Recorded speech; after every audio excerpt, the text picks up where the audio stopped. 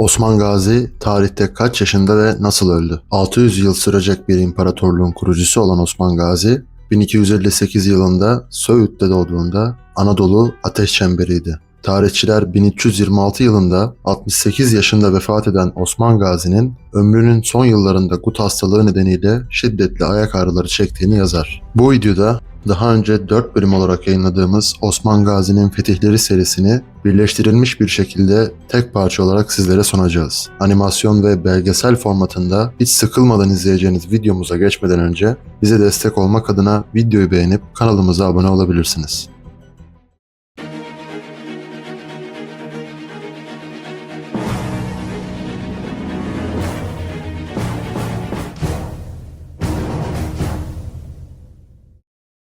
...1258 yılında Söğüt'te doğan Osman Gazi'nin dönüm noktası, dönemin manevi lideri Şeyh Edebali ile tanışmasıydı. Osman Gazi, rüyasında göğsünden çıkan bir çınarın tüm dünyayı kapladığını görmüştü. Edebalı'nın bu rüyayı "hakimiyet sana ve soyuna verildi" diye yorumlaması, ona sadece bir devlet değil, aynı zamanda Anadolu'daki ahi teşkilatının da desteğini kazandırdı. Edebalı'nın kızı Bala Hatun ya da bazı kaynaklara göre Malhun Hatun'la da evlenen Osman Gazi, babası Ertuğrul Gazi'nin vefatından sonra 1281 yılında bey olduğunda karşısında güçlü Bizans tekfurları vardı.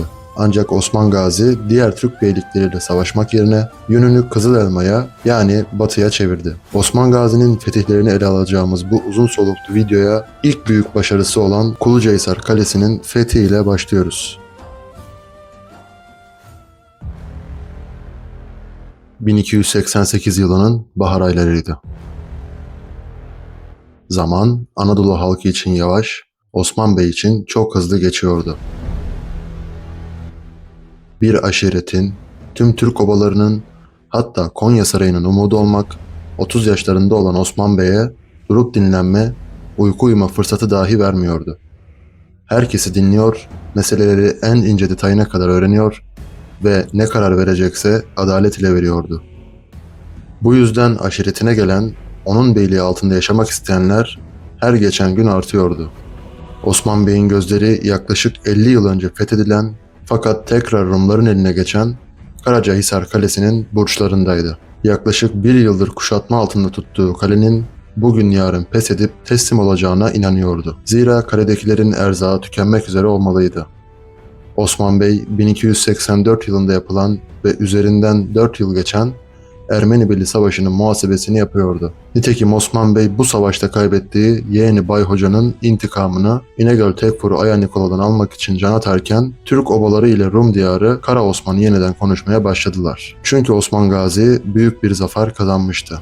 1285 yılının ilk baharında önceki yıl kendisine Ermeni belinde kurulan pusu sebebiyle ele geçiremediği Kulucahisar Kalesi'ne bir gece baskın vermiş ve 300 seçme alp ile kesin zafer kazanmıştı.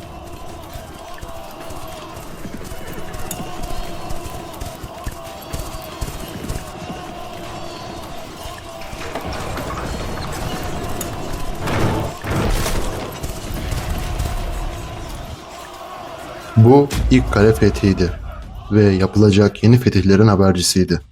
Aya Nikola İnegöl'den yaklaşık 10 kilometre uzaklıktaki Kulucahisar'ın fethi haberiyle tutuşmuştu. Osman Bey'in adım adım kendisine yaklaştığını anlayan Nikola, kendine yeni müttefikler edinmezse sonunun yakın olduğunun farkındaydı. Bu yüzden bir yandan hazırlık yaparken bir yandan da Karacahisar Tekfuru ile gizlice ittifak kurmuştu. İttifak kuvvetlerinin başına ise Karacahisar Tekfuru'nun kardeşi Kalanoz geçirilmişti. Osman Bey ise kaledeki casusu sayesinde bu ittifaktan haberdar olmuş ve Aya Nikola ile Kalanoz'un saldırı için harekete geçtiğini öğrenmişti. Bir an önce alplerini toplayan Osman Bey, savaş mevkisinden ve saldırı planlarından yiğitlerini haberdar etmiş ve Bizansları karşılamak üzere yola çıkmıştı.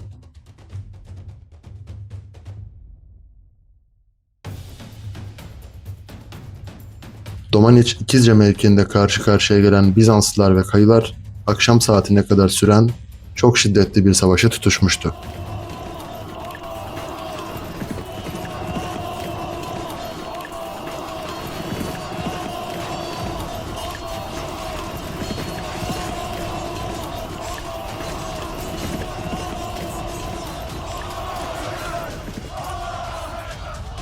Aralarında Osman Bey'in en yakın silah arkadaşları olan Abdurrahman Gazi, Akçakoca, Konuralp, Saltukalp, Turgutalp, Aykut Kara Ali gibi isimlerin de bulunduğu 500'den fazla Kayı Alp'inin savaştığı bu büyük cenk nice şehit pahasına da olsa Kayıların kesin zaferiyle sonuçlanmıştı.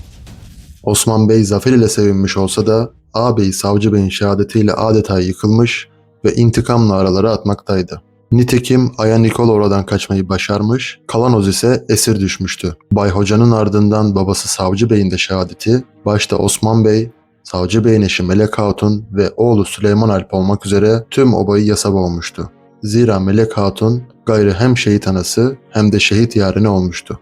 Osman Bey esir düşen Kalanoz için hiç düşünmeden bu itin karnını deşin diye emir vermiş ve Kalanoz'u layık olduğu şekilde öldürmüştür. İkinci Savaşı'nda bir çınar ağacının altına şehit düşen Sarıyatu Savcı Bey o çınarın altına gömülmüş, fakat daha sonra onun ayrılığına dayanamayan Osman Gazi mezarını Söğüt'e, babası Ertuğrul Gazi'nin mezarının yanına taşıtmıştı.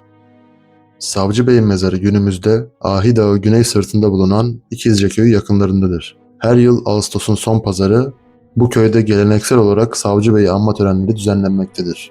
Savcı Bey'in dibinde şehit olduğu ağaca merhumun ruhunu takdisen civar halkı kandiller yakmayı adet edindiklerinden ağaç Kandilli adını almıştır. Bazı zamanlarda bu ağaçta parıltı göründüğü, hatta bazı mübarek gecelerde bu ağaç üzerine kandiller gibi nur indiği rivayet edilmektedir. Ancak bu ağaç 1997 yılında orman kaçakçıları tarafından kesilmiştir. Bizans kuvvetlerine karşı kazanılan bu zafer ile Kayılar bölgede daha da güçlenmişlerdi. Osman Gazi'nin gözü artık Karacahisar Kalesi'ndeydi. Orayı fethedince yüreği bir nebze olsun soğuyacaktı. Zira kale bir yılı aşkın süredir kuşatma altındaydı ve tabiri caizse kaleye bir karınca dahi sokulmamıştı. Kaledekiler kış boyu kar ve yağmur sularıyla idare etmişlerdi. Fakat artık pes etmek üzerelerdi. Öte yandan Selçuklu Sultanı Mesut Kayılara silah, alet, edevat gönderecekti, lakin İlhanlı Devleti'nin baskısı sebebiyle elinden bir şey gelmemişti. Osman Gazi, Kayıların gücü bu kaleyi almaya yeter evelallah diyerek hazırlıklarına başlamıştı. Sultan Mesud ise yine de el altından bir miktar altın ve silah göndermeyi başarmıştı. Kayılar bir sabah kalenin kapılarına dayandılar.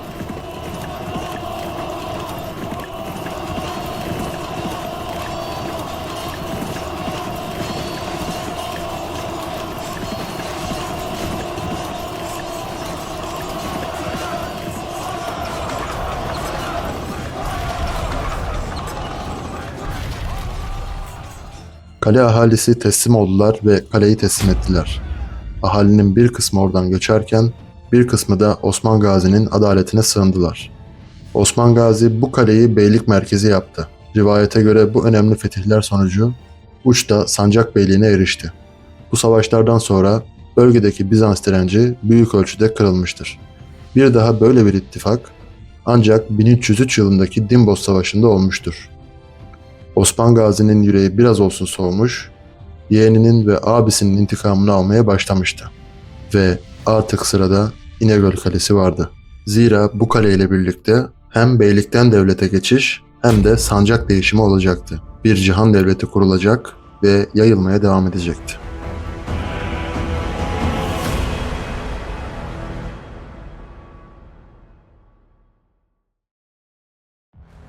Osman Gazi, Karacahisar fethinin ardından hızla teşkilatlanmaya girmiştir. Bu dönem, Osmanlı'nın çevre tekfurluklara yönelik akınlarla dolu bir serüveninin başlangıcını simgeler. Bu tarz animasyon videolarının hazırlığı gerçekten çok uzun sürüyor. Bu yüzden bize destek olmak adına videoyu beğenip abone olabilirsiniz. Ayrıca bu videoya 1000 like gelirse Orhan Gazi serisine de başlayacağız. Karacahisar'ın fethinin ardından Osman Gazi, çevre tekfurluklara akınlar düzenlemiş, özellikle Sakarya Nehri'nin kuzeyindeki Yenipazar ve Taraklı bölgelerini hedef almıştır. Ancak bu akınlar, keşif ve ganimet toplama üzerine gerçekleşmiş, herhangi bir kaleyi ele geçirme başarısı elde edilememiştir. Bu dönemde Osman Gazi'nin müttefiki Köse Mihal, akınlara rehberlik ederek önemli bir rol oynamıştır. Bölgedeki bu gelişmeler sırasında Köse Mihal, kızını Gölpazarı Tekfuru'nun oğlu ile evlendirmek için büyük bir düğün tertip etti. Osman Gazi, bu düğüne katılarak çevre tekfurlarla tanışma fırsatı buldu. Ancak Bilecik ve Yarhisar tekfurları, Osman Gazi'nin etkinliğinden rahatsız olup düğünde bir suikast planı yapmaya karar verdiler. Yarhisar tekfurunun kızı, Holofira ile Bilecik tekfurunun oğlu, burada evlendirilecekti. Osman Gazi'ye yapılması planlanan suikast, Köse Mihal'in ihbarı ile deşifre oldu. Osman Gazi, bu durumu önlemek için gizli bir plan geliştirdi. Bilecik tekfuru ile birkaç görüşme yaparak, düğünün Çakırpınarı köyü civarında yapılmasını sağladı ve kalenin kuvvetlerini oradan uzaklaştırdı. Düğün günü için oluşturulan plan, Osman Gazi'nin zekasını ve stratejik düşünme kabiliyetini ortaya koydu.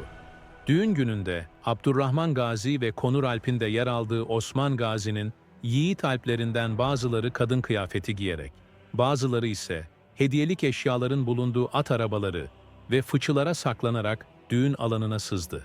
Osman Gazi ve alpleri planı doğru bir şekilde uygulayarak askerlerin sarhoş olmasını bekledi ve vakti geldiğinde yemek masasını dağıtarak askerlere saldırdı.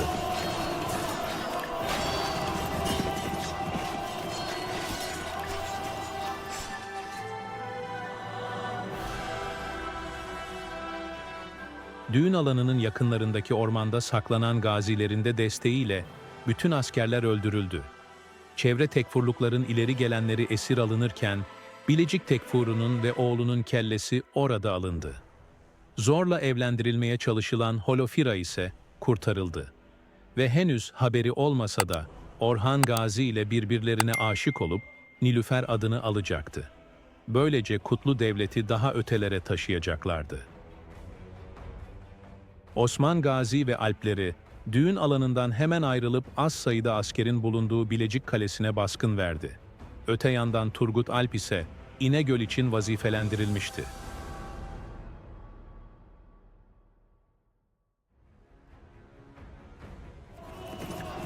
Kalenin gözcülerini ok ile indiren gaziler, Koçbaşı'nın yardımıyla kale kapısını kırarak içeri girdiler.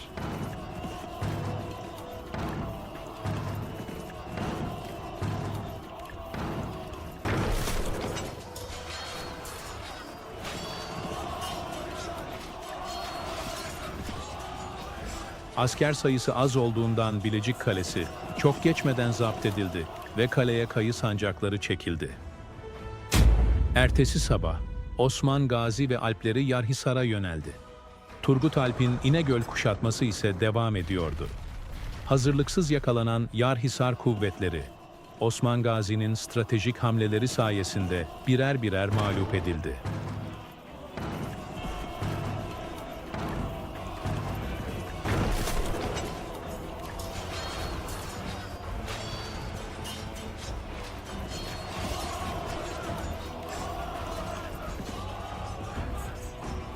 Ve Yarhisar tekfurunun kellesi de orada alınmıştı. Öte yandan Turgut Alp mancınıklar ile kalenin surlarını dövmeye devam ediyordu.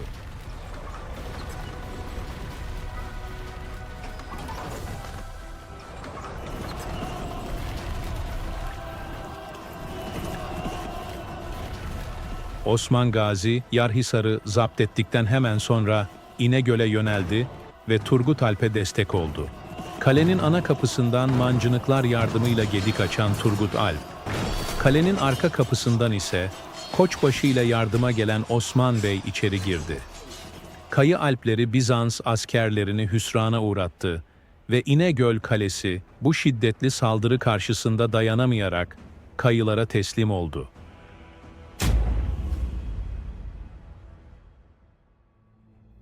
...1298 ile 1300 yılları arasında gerçekleşen bu savaşlar, Osman Gazi'nin yıllardır mücadele ettiği İnegöl Tekfuru, Aya Nikola'nın kellesini almasıyla sonuçlandı. Savaş sonrası Osmanlı Beyliği'nin hakimiyet alanı hızla genişledi. Osman Gazi artık bir devlet olarak anılmaya başlanmıştı. Aynı yıl Karacahisar Kalesi'nde hutbe okunması, Selçuklu merkezinden daha bağımsız hareket etmeye başladıklarını gösteriyordu. Osman Gazi, gaza ideolojisiyle fetihler gerçekleştirmeye devam etti. Bu süreçte çevre beyliklerden gazilerin bölgeye akın etmesi, Osmanlı'nın askeri gücünü artırdı.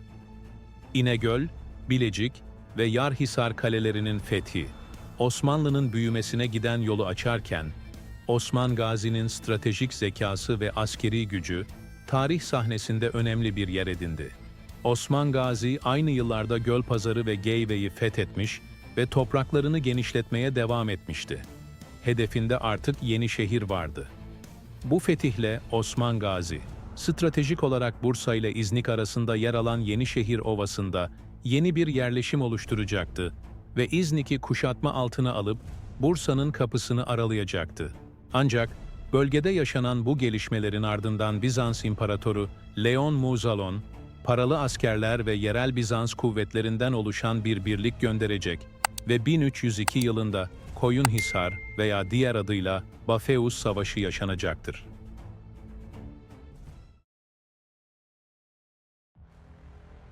Osman Gazi, 1299'da Yarhisar, Bilecik ve İnegöl fetihlerinin ardından Geyve ve Gölpazarı bölgelerini de topraklarına katmıştı. Osman Gazi artık bir beylik olmadığını ilan etmiş ve kendi adına hutbe okutarak devletini cümle cihana ilan etmişti.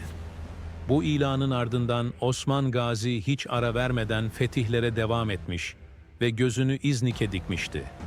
Zira İznik valisi kendi halkına zulmediyordu. Osmanlı idaresinde dinlerini özgürce yaşayabileceklerini bilen İznik halkı, Osman Gazi'nin İznik'i alması için sabırsızlıkla bekliyordu. Osman Gazi İznik'i kuşatmak için öncelikle İznik'in yakınlarında yer alan Köprühisar ve Yenişehir'e yöneldi. 1300'lü yıllarda ilk önce Köprühisar'ı zapt eden Osmanlılar, hemen ardından akşam saatlerinde Yenişehir'i kuşattı.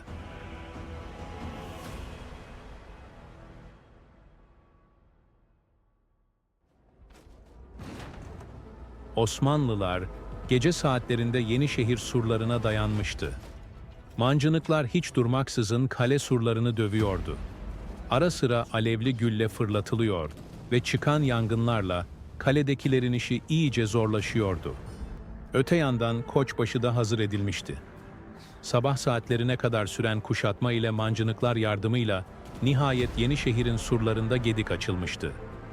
Askerlerin birçoğu bu saldırılar karşısında alevli güllelerin çıkardığı yangınlarda yanarak veya kalenin surlarından düşen taşların altında kalarak can vermişlerdi. Osmanlı Alpleri gün doğumunda iyice savunmasız kalan Yenişehir'e yürüdü.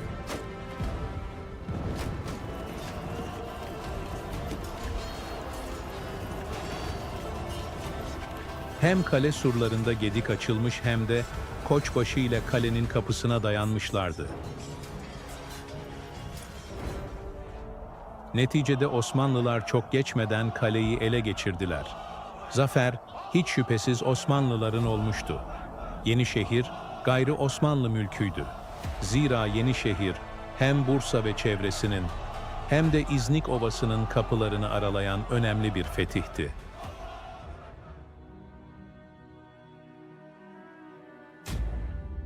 Osman Gazi, Yenişehir'i Osmanlı'nın yeni başkenti yaptı.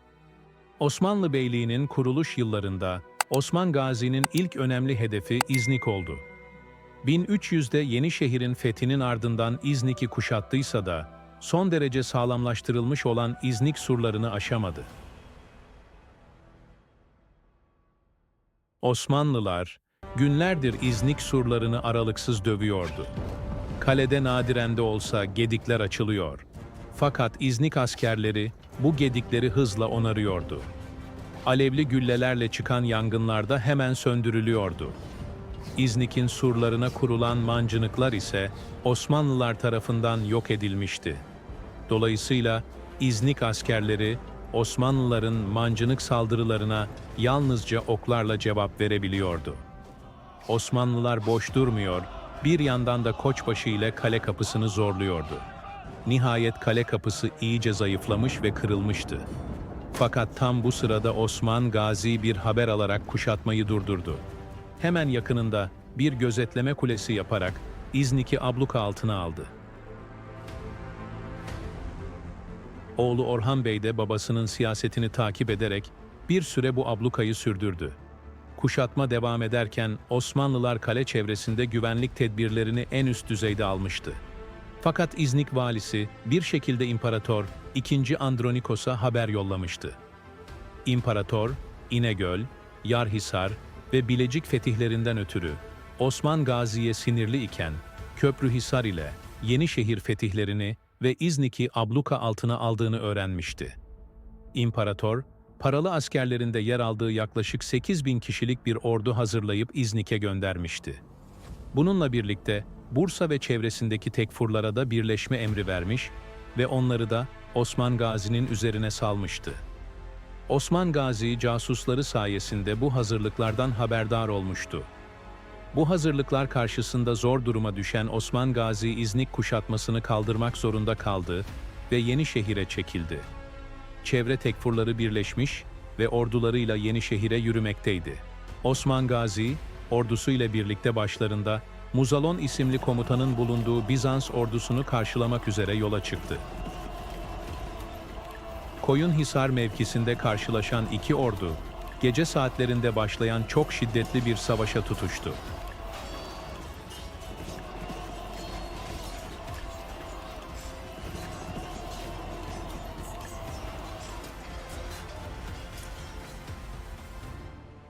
Osman Gazi bir kısım askerini ormanda saklayarak kendisinden işaret beklemelerini söyledi.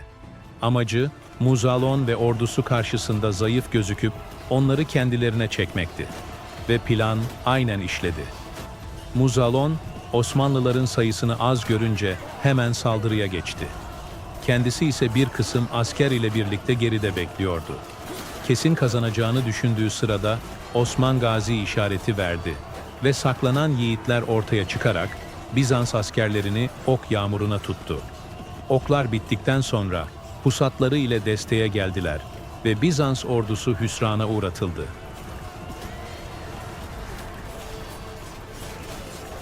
Komutan Muzalon, bir kısım askeri ile birlikte savaş meydanından kaçtı. Zafer Osmanlılarındı.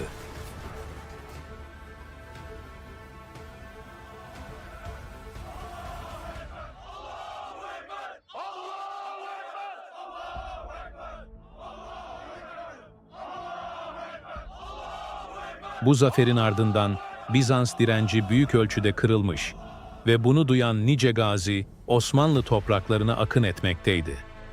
Kısa sürede farklı bölgelerden, farklı beyliklerden birçok yiğit Osmanlı emrine girmişti. Osman Gazi ise bu durum karşısında çok sevinmiş hem de gururlanmıştı ve artık gözünü Bursa'ya dikmişti.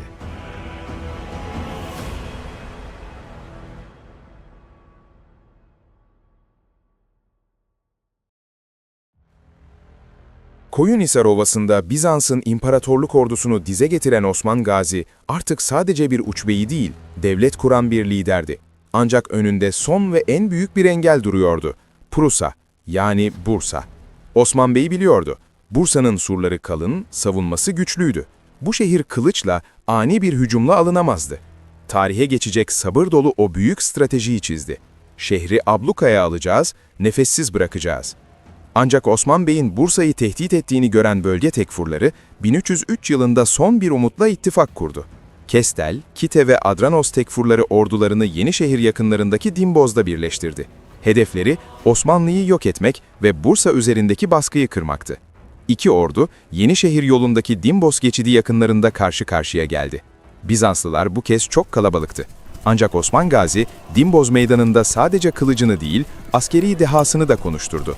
Bizans ordusunun sayıca üstün olmasına rağmen Osmanlı ordusu coğrafi avantajı doğru bir şekilde kullandı. Savaşın ilk safhalarında Bizans kuvvetleri üstünlüğü ele geçirmişlerdi ve Osmanlı kuvvetlerini oldukça zorlamışlardı. Ancak Osman Gazi uyguladığı taktiklerle savaşın seyrini değiştirdi. Etrafta gizlediği alpleriyle Bizans akınlarını yavaşlattı, ardından düşman hattını geri çekilmek zorunda bıraktı. Nihayetinde Bizans kuvvetleri daha fazla kayıp vermemek için mağlubiyeti kabul edercesine ricat etseler de Osman Gazi tüm orduyu bertaraf etmek için Bizans kuvvetlerini Dimboz Boğazı'nda kıstırdı. Dimboz Boğazı dar ve kontrolsüz bir geçişe el vermeyecek kadar zor bir dar boğazdı. Bizans kuvvetleri Boğaz'ın kaçışa elverişli olmaması nedeniyle bu bölgede sıkıştı ve iki ordu da burada bir ölüm kalım savaşına giriştiler.